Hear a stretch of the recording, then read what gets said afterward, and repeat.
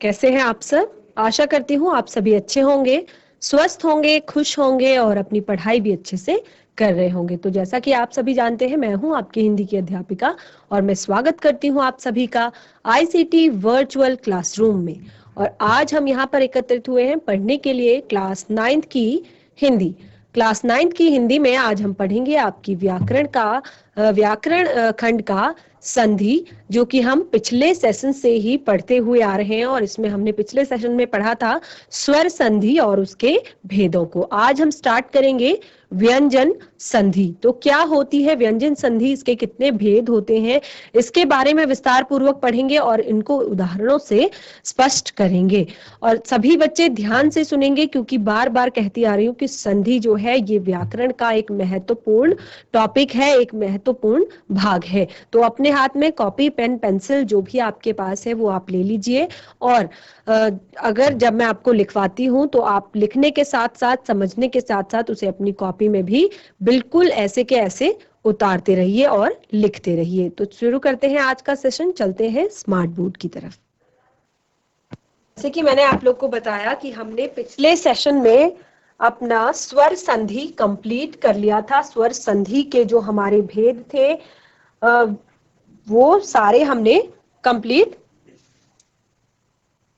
जो 5 भेद थे वो पांचों हमने पढ़ लिए थे। और पांचों को हमने इस तरह से एग्जाम्पल से समझ भी लिया था। और मैं आशा करती हूँ कि आपने अपनी कॉपी में भी इन्हें उतारा होगा। ये पांचों भेद जो है वो हमारे कंप्लीट हो गए हैं, बहुत अच्छे से हमने पढ़ लिए हैं। आज हम पढ़ेंगे व्यंजन संधि।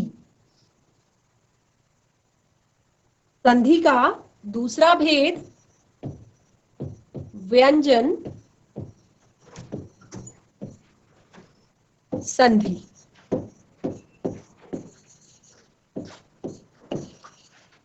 यहाँ पर स्वरों का मेल हो रहा था, स्वरों का परस्पर मेल हो रहा था और उससे परिवर्तन उत्पन्न हो रहा था या उससे विकार उत्पन्न हो रहा था, तो उसे हमने स्वर संधि कहा था। तो अभी हम जब व्यंजन संधि पढ़ रहे थे तो यहाँ पर व्यंजनों का स्वर या व्यंजन से मेल होने पर, ठीक है, व्यंजनों का मेल होगा स्वर या फिर व्यंजनों से, तो इसीलिए इनको व्यंजन संधि कहा है। तो इसको एक बार लिख लेते हैं पहले, उसके बाद जब एग्जाम्पल इसके लिखेंगे तो आपको सारी चीजें और अच्छे से क्लियर हो जाएंगी। तो फटाफट लिखिए, व्यंजन संधि का स्वर या व्यंजन से व्यंजन से मेल होने पर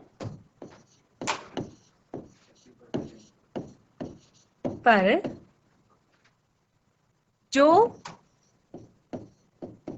परिवर्तन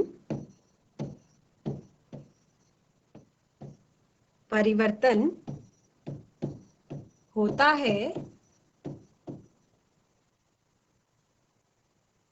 या विकार उत्पन्न होता है, ठीक है, विकार उत्पन्न होता है,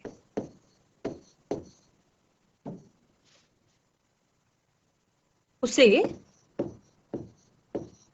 व्यंजन संधि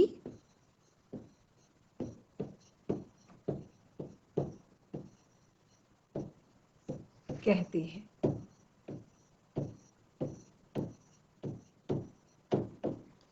तो ये आपको लाइन समझ में आ गई होगी कि व्यंजन संधि का स्वर या व्यंजन से मेल होने पर जो परिवर्तन होता है उसे हम, या परिवर्तन होता है या विकार उत्पन्न होता है, उसे हम व्यंजन संधि कहते हैं। इसके कुछ उदाहरण हैं, इन्हें पहले देख लेते हैं। व्यंजन संधि के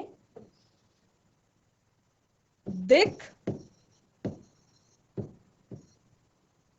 धन, अंबर।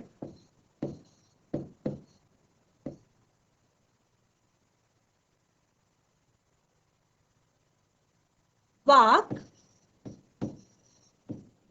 धन ईश,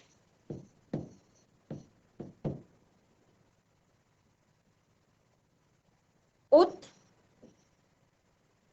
धन घाटन,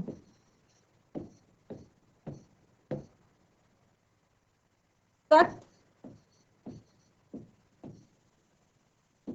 पयोग उपयोग,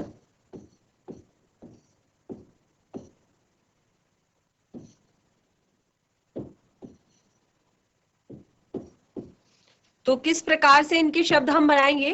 दिक धन अंबर अर्थात दिगंबर,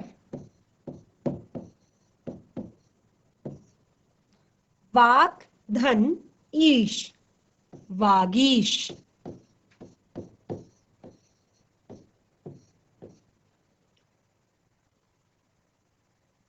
उत धन घाटन उद्घाटन,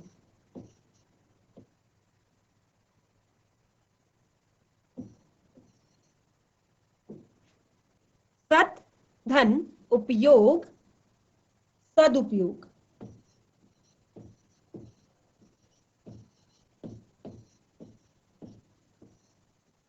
सदुपयोग। तो आप यहाँ पर शब्दों को देख रहे हैं कि हमने यहाँ पर व्यंजनों का जो व्यंजन है दिक त का जो मेल है वो हमने यहाँ पर स्वरों और व्यंजनों से कराया है। जैसे यहाँ पे क का हमने क से कराया है, अर्थात दिक धन अंबर दिगंबर, वाक धन ईश वागीश, उत धन घाटन उद्घाटन, सत धन उपयोग सदुपयोग। तो इस तरह हम इनको समझेंगे और भी इनके बहुत सारे उदाहरण हैं, बहुत सारे उदाहरणों से हम इनको लिख सकते हैं, समझ सकते हैं। तो मैं एक बार इनको ये आपके इसको मैं व्यंजन संधि को आपके लिए क्लियर करूंगी कि किस तरह से हम इसको समझेंगे। इसको हम देखिए, व्यंजन संधि के कुछ नियम होते हैं। व्यंजन संधि के नियम, व्यंजन संधि के नियम। तो व्यंजन संधि के कुछ महत्वपूर्ण नियम यहाँ पर दिए हैं और उन्हीं के आधार पर हमने इनको कुछ भागों में वर्गीकृत किया है और उसी के आधार पर हम इनको लिखते हैं, समझते हैं, पढ़ते हैं। जैसे वर्ग के प्रथम वर्ण तथा उसी वर्ग के तृतीय वर्ण में परिवर्तन। तो वर्ग के प्रथम वर्ण और उसी वर्ग के तृतीय वर्ण में परिवर्तन, जैसे क च, कौन कौन से वर्ग बताए थे मैंने आपको? क वर्ग, च वर्ग, ट वर्ग, ये वर्णमाला में होते हैं, त वर्ग और प वर्ग। तो इसके बाद यदि कोई स्वर या उसी वर्ग का तीसरा या चौथा व्यंजन, जैसे क वर्ग में ख, ग, घ, तो तीसरा या चौथा व्यंजन जो है वो या फिर र ल व में से कोई आए तो ये आपका क्या बन जाते हैं? ये आपका क का ग बन जाता है, च का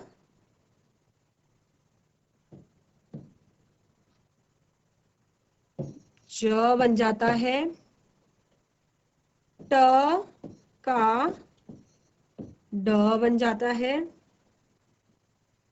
और प जो है वो व बन जाता है। तो इस तरह से ये समझे जाते हैं, इस तरह से ही इनके उदाहरण भी हम लिखते हैं। तो जैसे एग्जाम्पल्स मैंने कुछ क का ग बनने का, च का ज, ट का ड, त का द, प का ब, इनके हम थोड़ा सा एग्जाम्पल्स यहाँ पर समझेंगे कि किस तरह से इनके एग्जाम्पल्स होते हैं। जैसे पहले वाले का मैं आपको एक एग्जाम्पल लिखवाती हूँ। ये मैंने एग्जाम्पल पहले भी आपको लिखा, दिक धन अंबर, तो इसका क्या बना था, दिगंबर। तो क्या बताया मैंने, ग बन जाता है, तो ये क्या हुआ हमारा, दिगंबर। और आगे चौ वाले का, चौ का जब जा बनता है तो इसमें अच, अच, अच धन अंत, तो क्या होगा, अ जंत। ठीक है, आगे ट वर्ण का षट धन आनन, क्या होगा, षडानन। आगे एक और हमारा यहाँ पर छूट गया था, त वर्ण, पहले उसको करते हैं, त वर्ण।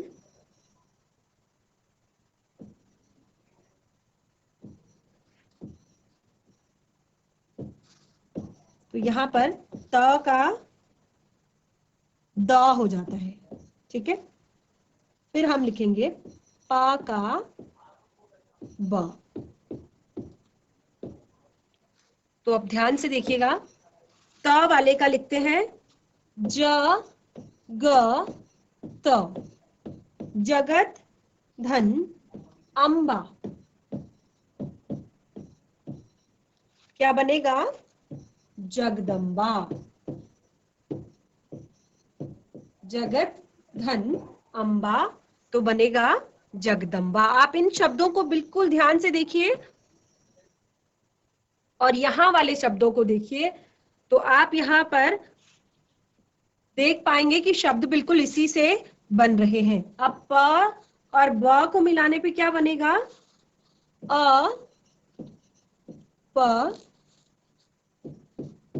ज, बनेगा अब्ज।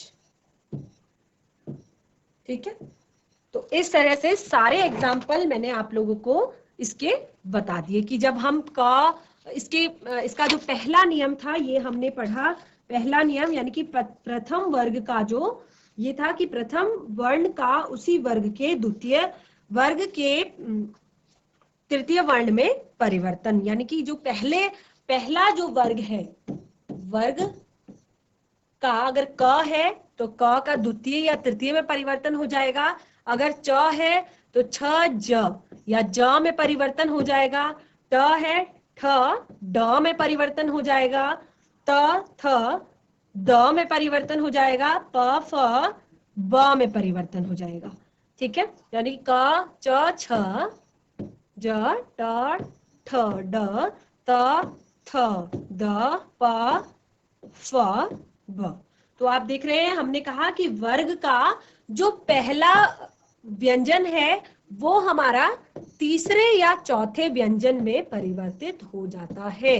ठीक है, किसमें, व्यंजन संधि के पहले नियम के अंतर्गत, व्यंजन संधि के पहले नियम के अंतर्गत वर्ग का पहला जो व्यंजन होता है वो तीसरे व्यंजन में परिवर्तित हो जाता है। जैसे क का ग हुआ, च का ज हुआ, ट का ड हुआ, त का द हुआ, प का ब। तो पहले सबके एग्जाम्पल्स भी आपको यहाँ पर लिखा दिए, इनको आप अपनी कॉपी में बिल्कुल इस तरह से उतारेंगे पहले नियम के अंतर्गत, कि यहाँ पर अगर हम दिक लिखेंगे धन अंबर, तो ये क्या है, स्वर है हमारा, तो दिक धन अंबर दिगंबर, अच धन अंत अजंत, पट धन आनन पड़ानन, जगत धन अंबा जगदम्बा, अप धन ज अपज।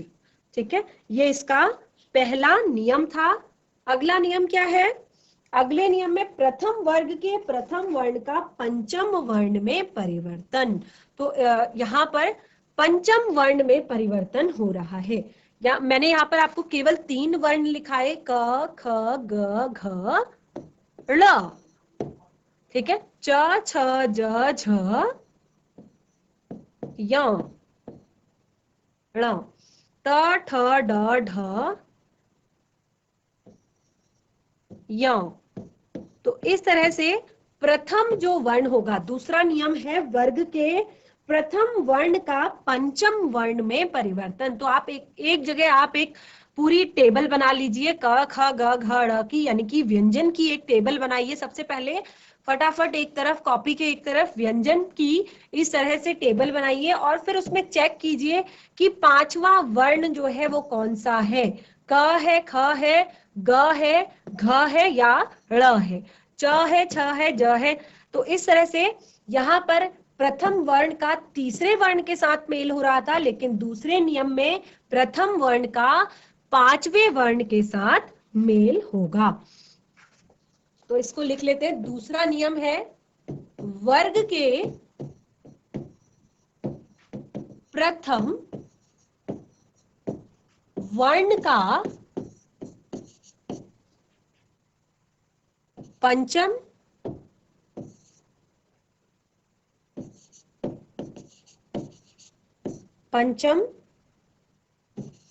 वर्ण में परिवर्तन।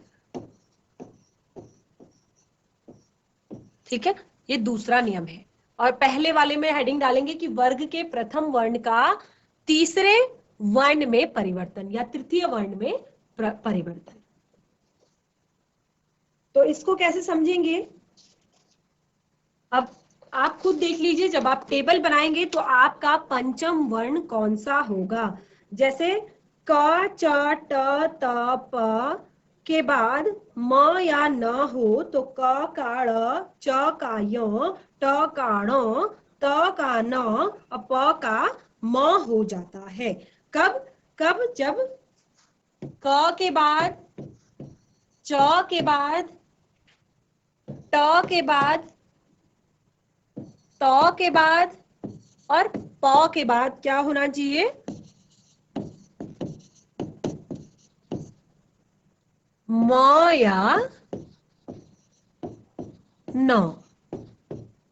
तो अब हम इसको समझेंगे उदाहरणों से। कैसे उदाहरणों से समझेंगे, सबसे पहले हम क वर्ण का करेंगे मेल। क का ण कैसे होगा, वाक धन मय। किसके साथ मेल बताया था हमने, म या न के साथ। तो वाक धन मय क्या होगा, वाडम्य। वाडम्य।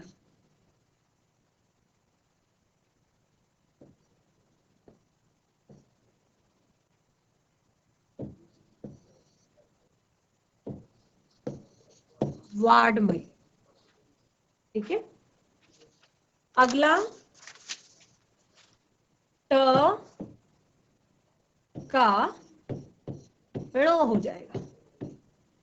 तो कैसे होगा, षट धन मास क्या होगा, षण्मास।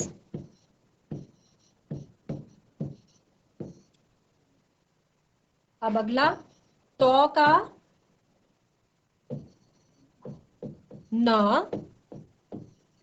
तो इसको कैसे लिखेंगे, सत धन मार्ग। न बनना है सन्मार्ग। ठीक है, अगला है अंतिम प का म, तो अप धन मय, तो बनेगा अमय। ठीक है, तो इस तरह से आशा करती हूं कि आप लोगों को ये समझ आ रहा होगा। वर्ग के प्रथम वर्ण में प्रथम वर्ण का पंचम वर्ण में परिवर्तन तो प्रथम वर्ण ये है, और इनके बाद यदि म और न आते हैं तब क का ण में परिवर्तन हो जाएगा, त का ण में परिवर्तन हो जाएगा, त का न में परिवर्तन हो जाएगा, प का म में परिवर्तन हो जाएगा। ठीक है, तो इस तरह से सारे एग्जाम्पल हमने पढ़ लिए हैं, और एग्जाम्पल से हमने सारी चीजें समझ ली है कि किस तरह से हम कौन से वर्ड को कैसे परिवर्तित करेंगे, कैसे चेंज करेंगे। और इस तरह के शब्द जब आप पढ़ते हैं तो आप सबसे पहले इनकी संधि कीजिए, अर्थात शब्दों को तोड़कर देखिए कि कैसे कौन सा शब्द किस तरह से विभाजित हो रहा है, और उसके बाद आप देखिए कि अंत जो उनका अंतिम जो स्वर है या अंतिम जो व्यंजन है उसको आप मिलाइए अगले स्वर के प्रथम व्यंजन से। क्योंकि हमने संधि की जब डेफिनेशन पढ़ी थी, संधि की परिभाषा ही हमने ये पढ़ी थी कि जो पास पास की ध्वनियां होती हैं, अर्थात जो पास पास की ध्वनियां होती हैं वो ध्वनियां मिलकर ही एक नया परिवर्तन लेकर आती हैं, एक नया विकार उत्पन्न करती है, और इसी विकार को ही संधि कहा जाता है। तो सबसे पहले आप किसी भी शब्द का संधि विच्छेद करेंगे और फिर आप बता पाएंगे कि उसमें कौन सी संधि होगी। ठीक है, तो इस तरह हमने ये वाला नियम भी पढ़ लिया। अभी इसमें बाकी के और भी कुछ नियम हैं जिन्हें हम आगे पढ़ेंगे। अभी आप इतने नियमों को याद कीजिए आप, और इनको आप समझने की कोशिश कीजिए। आगे बढ़ते हैं। अंतिम जो हमने संधि पढ़ी थी उस बताई थी विसर्ग संधि। स्वर संधि पढ़ ली, व्यंजन संधि पढ़ ली, और उसके बाद जो अंतिम संधि हमारी थी वो थी विसर्ग संधि। तो विसर्ग संधि क्या होती है? विसर्ग के बाद स्वर या व्यंजन का व्यंजन आने पर, तो विसर्ग हमने क्या बताया था, किसे कहते हैं विसर्ग? जब मैंने आपको कहा था अहा की मात्रा, इसे विसर्ग कहा जाता है। अह की मात्रा को विसर्ग कहा जाता है। तो विसर्ग संधि होती है कि जब विसर्ग के बाद स्वर या व्यंजन कोई भी आ जाता है और उससे कोई विकार उत्पन्न होता है या उससे कोई परिवर्तन आता है तो उसको हम विसर्ग संधि कहते हैं।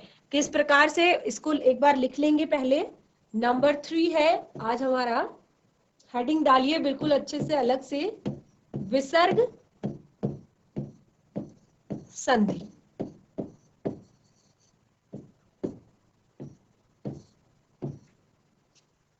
देखिए विसर्ग के बाद, पहले कॉपी में लिख लीजिए, विसर्ग के बाद स्वर या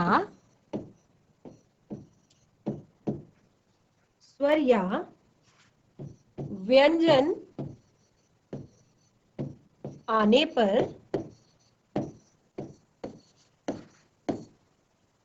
आने पर विसर्ग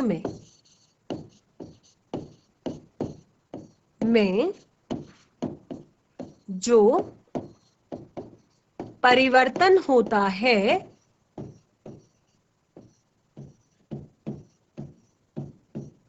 या विकार उत्पन्न होता है, ठीक है, जो परिवर्तन होता है उसे विसर्ग संधि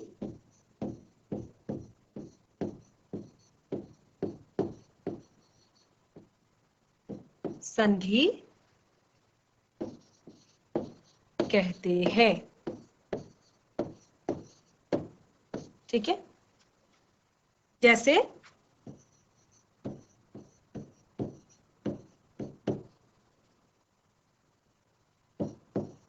नेह,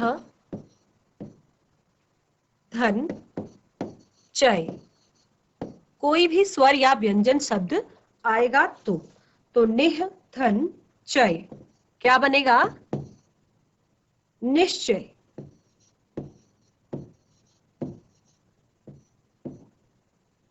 या निरह, धन, मल तो क्या बनेगा? निर्मल। ठीक है, तो इस तरह से हम इसको ऐसे समझेंगे। इसके भी जैसे हमने स्वरों के कुछ नियम पढ़े थे, तो इस तरह से विसर्ग के भी कुछ नियम होते हैं। तो विसर्ग का यहाँ पर विसर्ग संधि के नियम, विसर्ग संधि के नियम, विसर्ग संधि के नियम। तो यहाँ पर विसर्ग संधि में यदि विसर्ग से पहले आ हो, ठीक है, कुछ नियम है यहाँ पर कि पहला नियम है यदि विसर्ग से पहले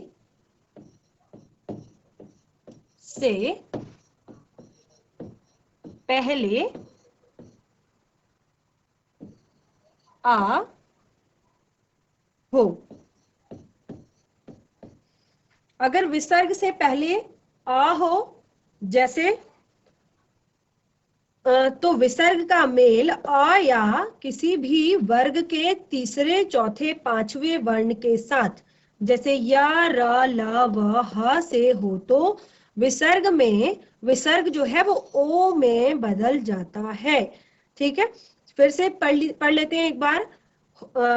यदि विसर्ग से पहले आ हो और विसर्ग का मेल आ से ही हो, तो या किसी भी विसर्ग के तीसरे, चौथे, पांचवें वर्ण, जैसे य, र, ल, व, ह से हो, तो विसर्ग ओ में बदल जाता है। तो इसको आप ऐसे समझेंगे, जैसे मनः धन ज, ओ में बदलेगा म नो ज, मनोज। तेज